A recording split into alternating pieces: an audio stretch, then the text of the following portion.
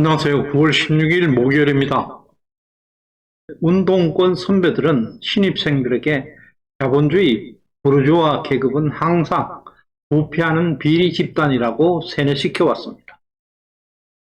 그러나 한국에서 세 번의 좌파 정권을 경험하고 있는 사람들은 그것이 거짓 선동이라는 것을 깨닫기 시작했습니다. 최근 판교 대장지구 개발 비리로 인해서 이재명 후보가 곤혹을 치르고 있습니다. 이낙연 후보는 한참 뒤떨어진 지지율에도 불구하고 국회의원직까지 던지면서 이번 대선에 올인하겠다고 합니다. 그만큼 이재명의 비리가 심각하다는 것을 암시하고 있는 것입니다. 오늘은 이재명의 부패와 비리의 결정파를 알아보겠습니다. 판교 대장지구 개발은 이재명 후보가 성남시장으로 있을 때 주관한 것입니다. 사건 전모는 너무 복잡해서 전문가조차 이해하기 어렵습니다. 이런 복잡한 문제일수록 맥점을 잡는 게 매우 중요합니다. 복잡하고 느저분하고 장황하게 설명하면 맥점을 놓치기 쉽습니다. 맥점을 한번 잡아보겠습니다. 1. 비리의 주체가 누구인가? 2. 얼마나 헤쳐먹었고 누가 뒤를 봐주고 있는가? 3. 이런 비리와 부패가 발생하는 이유가 무엇인가? 이번 사건에 대해서 이와 같이 세 가지로 단순하게 정리해 보았습니다. 먼저 1. 비리의 주체가 누구이고 누가 그를 봐주고 있는가? 성남시에서 주관했고 이재명 시장이 주도한 사건입니다. 정계, 법조계, 금융계 등 여러 분야에서 이재명과 친분 있는 사람들이 동참했고 시행을 총괄하는 것은 성남시 관할, 성남의 뜰에서 담당하고 있습니다. 성남의 뜰에서는 또 10개의 민간회사를 만들었습니다. 부패와 비리를 감추고 자금 추적을 피하기 위해서 복잡한 조직을 만든 것으로 추정되고 있습니다. 여기서 이상한 점이 발견됩니다. 이들 민간 회사의 상호가 이름이 매우 이상합니다. 하천대유, 하천동인, 지상겸, 휘겸 등등 이들이 상호입니다. 뭔가 해괴망측한 느낌을 받고 있습니다. 왜 이렇게 난해하고 발음하기도 어려운 이름을 기업 상호로 사용하고 있을까요? 이들 상호는 한국말이 아니고 중국말입니다. 중국 스파이 냄새가 난다는 게 제 생각입니다.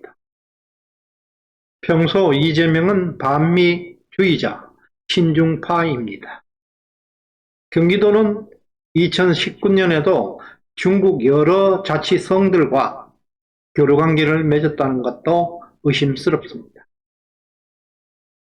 아직까지 이재명은 이들 회사의 주인이 누구인지 대답조차 못하고 있습니다. 그럼 이재명과 그 일당, 하천대유 관련자들은 얼마나 먹고 있을까요? 그리고 누가 이런 먹이사슬의 뒤를 봐주고 있을까요? 대답은 현재 추산조차 불가능할 정도로 천문학적인 수익을 챙기고 있습니다. 현재 흘러나온 정보를 기준으로 정리하면 다음과 같습니다. 5천만 원 투자해서 3천억 원을 챙겼습니다. 수익률이 100배, 500배가 아닙니다. 자그만치 원금의 1150배 배당금을 챙겼습니다. 하천대유는 성남 뜰의 지분 1%를 보유하면서 557억 원 배당금을 받았습니다. SK증권을 이용한 민간 관련 회사는 성남 뜰의 지분 6%를 보유하면서 3,460억의 배당금을 받았습니다. 그리고 총 사업비는 5조 원에 달한다고 합니다. 이에 대한 수익 구조는 아직 밝혀지지도 않고 있습니다. 이러한 천문학적 부패, 비리에는 반드시 뒤를 봐주는 권력이 있는데요. 돈 냄새 나는 곳에는 빠지지 않는 프로 선수, 법무법인 대륙 아주 소속 박영수 특검팀이 여기에도 개입되어 있습니다. 총체적인 비리 구조를 형성하고 있는 모습입니다. 3. 그렇다면 이런 대형 부패는 좌파 정권에서 왜 빈번하게 발생할까요? 2016년 말 박근혜 대통령에 대한 국회 탄핵 소추가 진행되는 시기에 한겨레 신문에서는 탄핵을 독촉하는 기사를 내보내고 있습니다. 부정부패 등으로 탄핵 사임한 외국 지도자들이라는 제목인데요. 불행하게도 여기에 나오는 80% 이상이 좌파 지도자들입니다. 5년이 흐른 지금 이 기사를 쓴 기자와 한겨레는 상당히 쪽팔릴 것입니다. 왜냐하면 박근혜 대통령은 역사상 가장 청렴한 대통령이라는 것이 재판 과정에 밝혀졌기 때문입니다.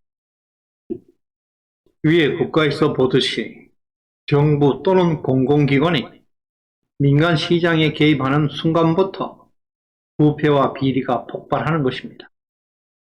이번 성남시에서 아파트 사업에 진입한 순간부터 이미 부패와 비리는 피할 수 없는 일이었습니다.